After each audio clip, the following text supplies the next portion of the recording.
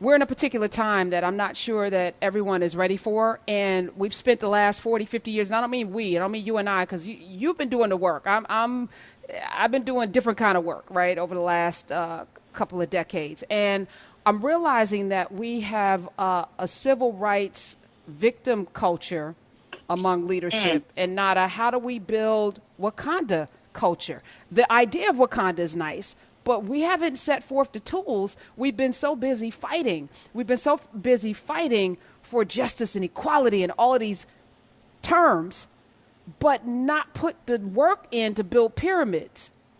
So I'm realizing that we're ill-equipped. We know how to march. We know how to preach. We know how to speak. We know slogans. We know how to put people in a position to allow their guilt to act, and it usually comes in the form of a check. But the building, the actual physical building of things from inside, and I realized I woke up today and I was like, man, as I'm watching things play out, I was like, I'm grateful that this vision has always been here. That even as, I assemble the folk to come on the shows, always with an eye towards what? Solutions. How do we build this? I have a series set up with Dr. Sandy Darity, who is the reparations expert. He's an economist, to talk about this economy and how we get things done. I've reached out to some folks in Tulsa. I think we can get reparations for those people as a start, as a springboard, because you know how you have to build the legal. And I'm not a lawyer. I'm not an activist. But you just got to be able to see how things are constructed, Larry Daniel Favors, and I just feel like some of y'all ain't built for this, and it's okay.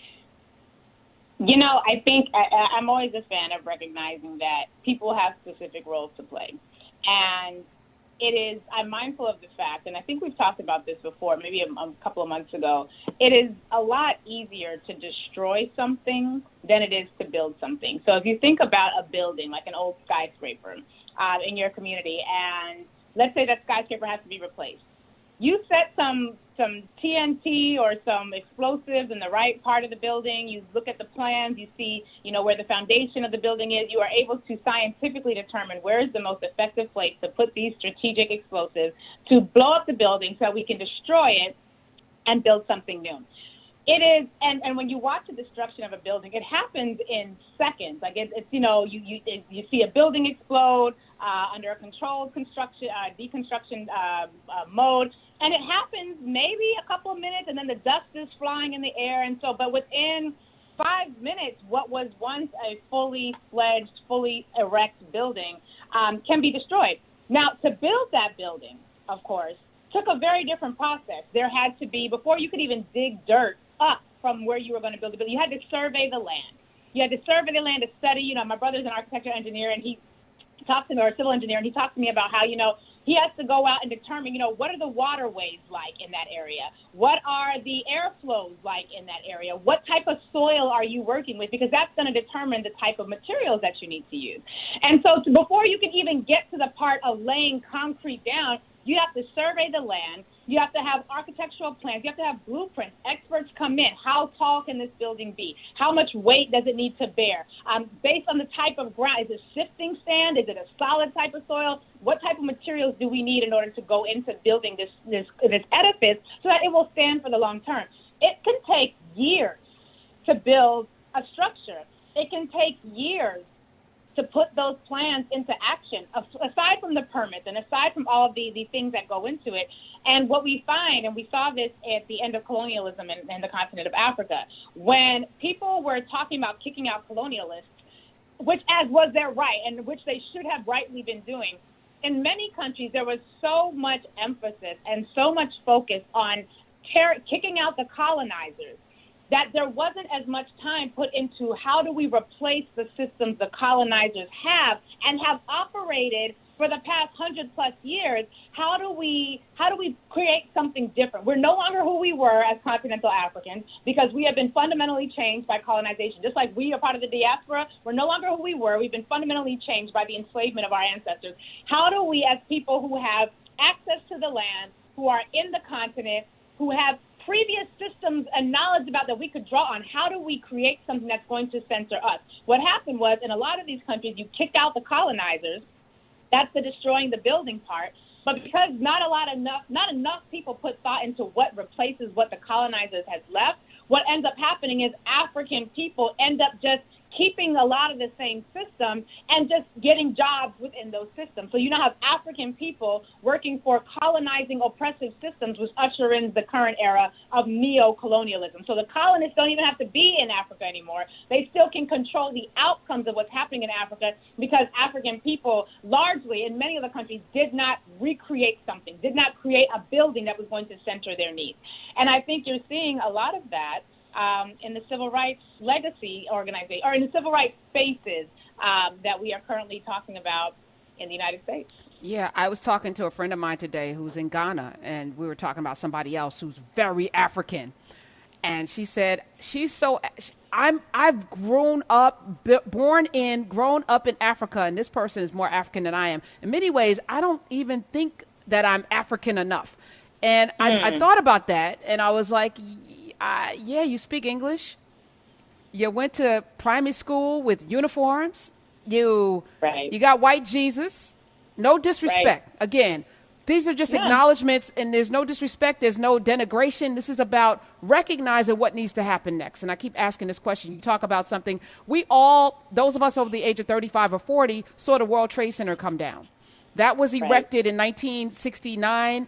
1968, the North Building, the North Tower, August of 1968. The South Tower went up in 1969. Construction started on those two buildings. They weren't finished until December of 1970 and January of 1972. So before the first person was able to move in.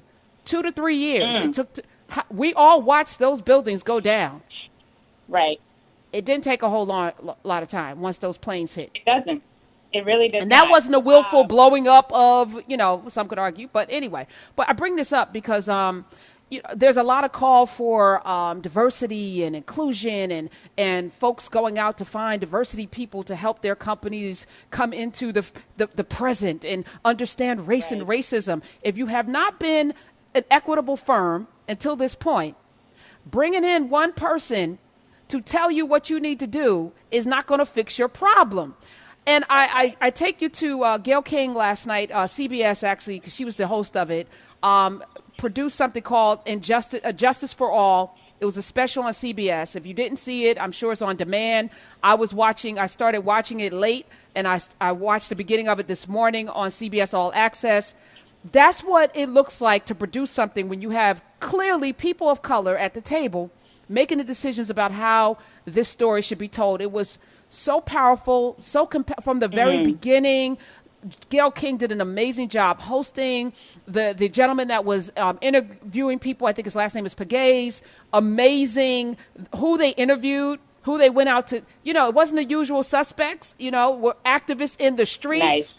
Nice. Ibram Kendi was one of them, Ibram X. Kendi, Robin DiAngelo. The questions were relevant and pertinent. The storytelling, Amadou Diallo's mother, Lord have mercy. I mean, they went all the way back, and they wove it into police brutality, COVID-19, the wealth gap. They were able to touch every piece because somebody in that room, or I'm going to venture to say a lot of somebodies in that room, they understand what it means to be black in America, and they were able to bring their full selves to this package. And it was so well done. It's what I don't see anyplace else, except for Urban View. Anyway, and again, there's been calls for us to do specials, and I'm like, there's nothing special about what we do every day. This is just what we do. I mean, do you know what I'm saying? To do a special is to say that Monday through Friday, from Joe Madison all the way through to Al Sharpton, we're not already doing this every day. We are. We don't need to do a special. Y'all need to do we don't need to do a special. Urban View's good. Channel 1 through 125 and channel 127 on up. Do a special. Otherwise, y'all can do it. Listen to Urban View. Leave us alone. Yeah, or listen, or tune in. 866-801-8255. There's also a move. HBO Max decided to remove Gone with the Wind as Civil War monuments. And I'm going to have this discussion with somebody that understands law, read Daniel Favors, but also understands history. They're removing Gone with the Wind, and folks are throwing monuments into the river, and they're tearing stuff down and defiling. There's a difference between removing the Confederate flag and taking the N word out of Huckleberry Finn, or getting rid of Birth of a Nation, or not. You can't erase your past. Racism is as American as apple pie. And to take Gone with the Wind off the air doesn't remove the racism. To not show Birth of a Nation or all the host of other very problematic Bojangles with Shirley Temple and Abbott and Costello and the Little Rascals and Pigmeat Markham and Amos and Andy, removing those, you're not changing anything. You're just trying to erase and rewrite history. No, you need to put those out with a panel of folk to talk about the problems within this movie. If you want to do something really powerful, like let's have a watching party where we all sit around and talk about, pause right there, here's where this is a problem. Right. And while you're doing that and deconstructing the problematic history, you should also be ensuring that you're funding equitable new projects.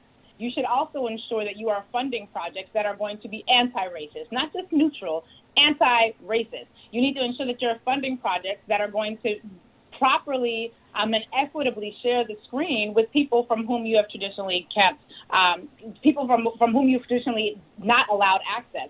And I think, erasing the history, taking the N-word out of Huckleberry Finn, and, people were talking about it's Hattie McDaniel's birthday, and how can you erase her? I'm sure I'm sure she's spiritually, I just think she's okay with whatever the decision is. But I think that it's, again, and this is where this goes back to that early example of the building. It's easier to just remove it. It's easier to just erase it from access than it is to say I'm committed now as a company to ensuring that not only will we never produce something like this again, and we're going to keep it here as a reminder of what we should never produce again, but I'm also going to now reinvent and reimagine what it means to have access to the green light in media, what it means to have access to our studios, what it means to have access to our platform, and ensure that I am going to be not just balanced or fair, because there's no such thing as fair or balanced when one is in an oppressive position and one is being victimized, but I'm going to ensure that I'm going to center the needs of Black communities. I'm going to center the needs of Indigenous and Native communities. I'm going to center the needs of the communities that I traditionally don't even think about, and make sure that I do so in a way that allows for us to build a new body of work so that one Gone with the Wind, we will be able to see that if we watch it and compare it to all of the other many types of projects that we are now focusing on and promoting, and recognize that was wrong, how much better off we are today as a result of being able to shift our focus. And if you're white in America and you want to understand Hollywood, Classified X, Melvin Van Peebles, Classified X, it's on YouTube, so you can watch it for free and educate yourself about why Lurie and I are having this conversation right now. We don't eliminate history. The Jewish folk who went through the Holocaust, they don't eliminate it. They say we never forget. And they make sure that every year around April, because I know it's like around my birthday, there are Holocaust remembrance. There are shows that are on. I remember during a spate when I was in grade school, there was Sobibor, there was Playing for Time, there was the Holocaust. There were TV shows on like network television depicting the Holocaust. Sophie's Choice was in the movies. There were a string of things that remind you in many different ways, whether we're talking about musicians or whether we're talking about activists. They never forget. We can't forget. This is the history of this country. You don't just get to erase it now. As it relates to the Confederate flag, that's something different. We fought a war. They lost. Right. You don't fly the flag of the loser. I mean, it's just... Who does that? You don't celebrate the person that you went to war against that lost. Right. That's like Americans flying the Union Jack on 4th of July. We don't do that. I'm sorry. Right. No, I was going to say, unless you're hoping for a redo, or unless you're hoping that, they get another shot. Or in their mind, they might say, we technically lost the war, but we won the ideological battle. And so we're waving that flag in acknowledgement of the fact that America is still a white nationalist country, which is what we were fighting for as the Confederacy. But I have been quite pleased to see all these statues mysteriously just pick up off their monuments and just tumble into lakes and rivers. It's amazing how that just happens after all this time. Statues just casting themselves into lakes, rivers, and oceans. It's a beautiful thing. It is. Take the flag with you. Let me tell you what else is beautiful is that folks with platforms and voices who are using them for good, are doing it, and I hope it's for good, as in for forever. Bubba Wallace, Daryl Bubba Wallace Jr., who is the only, as I think, he's the only black man in NASCAR, one of their stars. He has number 43. He rides with the Richard Petty Motorsports Chevrolet in NASCAR. He wrapped his car in Black Lives Matter. He had the Black Lives Matter hashtag over the tire. His car is all black. He wore a I Can't Breathe T-shirt with an American flag mask and swearing in. And this was on Tuesday. And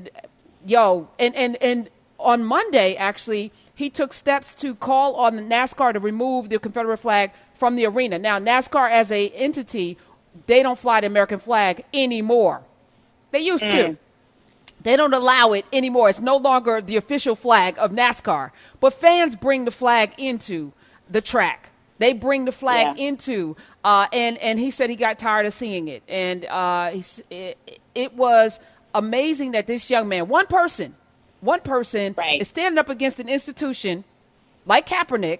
He's doing his part. And I'm not sure if you watch NASCAR, how you feel about it, but I can't get enough of Bubba Watson right now. I even love that his name is Bubba, and he's a very dashing young man. And those of you who aren't familiar with black men in NASCAR, look at watch Uppity on Netflix. I've talked about it before. It was in my top 5 during when I was talking about documentaries. Uppity, the Willie T. Ribbs story. It's on Netflix. It'll give you all the insights on what was paid for. And I keep talking about running your race, running your leg of the race. Willie T. Ribbs ran his leg of the race so Bubba Watson can be in a car that says Black Lives Matter and wear an I Can't Breathe T-shirt in 2020. That would not have happened without Willie T. Ribbs. And today, Naomi Osaka is the highest paid woman athlete in the world. That could not happen. You love to see it. You love to see it. If Althea Gibson, Althea Gibson, she ran her leg, passed it over to Venus, and then Serena, and now we have Coco, and we have Naomi, and Naomi is like, I'm going to keep talking about it, even though people want her to shut up. She said, I'm being vocal about Black Lives Matter. She's only 22. She said, I believe in the movement, and I want to try to use my platform to facilitate change. George Floyd's murder and the situation generally in America has had a big impact on me. Being silent is never the answer. Everyone should have a voice in the matter and use it. She made $37.4 million last year. It's the largest prize money ever for a woman. Maria Sharapova held the record in 1 year before that at 29.7. She bested Serena by $1.4 million. So Serena would have had the record if not for Naomi, by the way. So I'm not mad at all of that. But again, they're using their platforms. I'm okay with Serena, with Naomi holding the record, because we know that Sharapova did not have that record because of her athletic prowess. So, we can always have an asterisk by her name, just like we can always have an asterisk by the name of 45, the impeached president who basically stole the election. I mean, we just keep the asterisk right there. For posterity. Yes, or prosperity. Posterity, which which one is the derriere? Posterity? For the ass. All right.